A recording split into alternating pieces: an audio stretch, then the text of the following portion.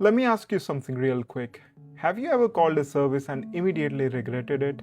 Because it was slow or expensive, or it hit a database when it really didn't need to? Now imagine there was someone standing between you and that service saying, "Hold on, do we really need to do this right now?" That someone is Proxy Pattern. In the next few minutes, you'll understand what Proxy Pattern actually is, when senior developers use it in the real systems, and how to implement it cleanly in C# without over-engineering.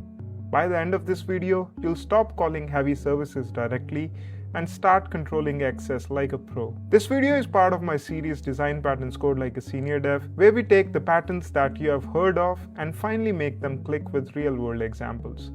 If you want to stop writing just working code and start writing career-level code, this series is for you. Let's start with a painfully common question. You have a service that fetches a report. Sounds innocent until you realize it hits a database, it talks to an external API, and it takes 3 seconds every single time. But here's the kicker. Most callers don't need the real report. Some just wants to check it if it exists. Some shouldn't even be allowed to see it. Yet, everyone calls the service directly. This is where everyone else says, it works. But the senior developers say, we need a gatekeeper. The proxy pattern is simple. You create a class that implements the same interface, controls access to the real object, and decides when the real object should actually do the work. Think of it like this. You don't walk into a bank vault, you talk to the teller. Your teller checks who you are, what you are allowed to do and you are not allowed to do, and whether it's even worth opening the vault. The teller is the proxy. Let's see this in C#. We'll start with an interface because senior developers love contracts.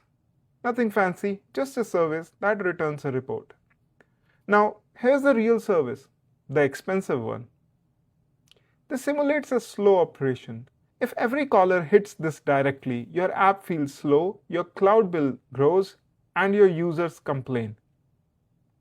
Now don't optimize this service. That's a trap. The problem isn't inherently inside the service. The problem is who's allowed to call it. Here comes the proxy.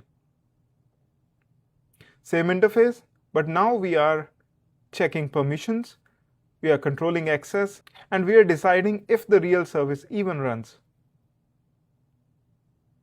To the caller, nothing changes. Same interface, but under the hood, we are in full control. This is why developers love the proxy pattern.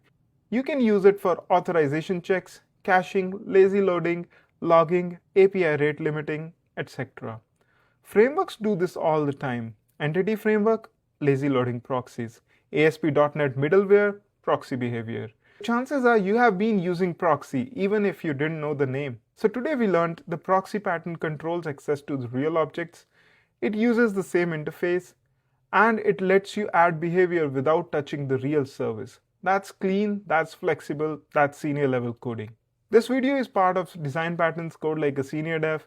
If you enjoyed this, check out the other patterns in the series, subscribe so that you don't miss the next one. Next up, we'll look at the patterns that make your code extendable without breaking anything. See you in the next one.